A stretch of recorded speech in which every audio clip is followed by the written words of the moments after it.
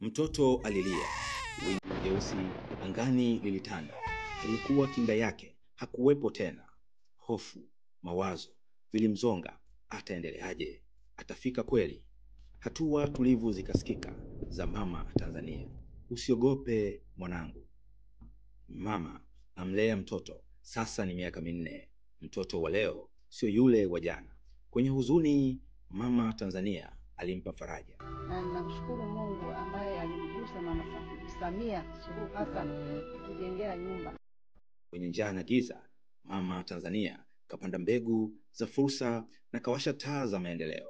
Kwenye hofu ya magonjwa, mama Tanzania kajenga mahospitali, kaleta dawa na kuajiri madaktari.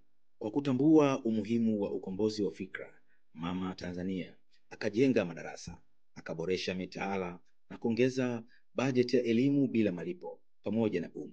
Ajira ilipokuwa changamoto, mama Tanzania akaita wawekezaji, akajenga viwanda, akatoa mikopo kwa wajasiriamali na kuleta BBT.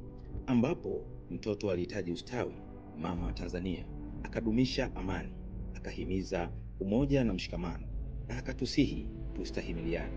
Haikuwa rahisi. Mama Tanzania alibeba mzigo mzito, machozi yakiwa shuhuda wa vita alivyopigana. Alimlea mtoto alipoteza nguzo yake, akampigania kwa ujasiri, akamkinga dhidi ya dhoruba za kukata tamaa.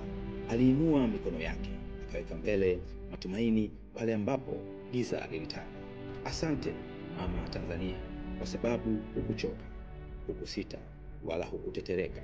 Ulisimama imara kama ngome thabiti ya kuhakikisha mwanao anatembea kifua mbele, kwa fahari, kujiamini na kwa kigezo chema kwa jirani.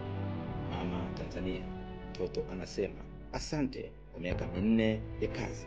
Nipo tayari miaka mitano ijayo. Sasa ni kazi na utu, tunasonga mbele.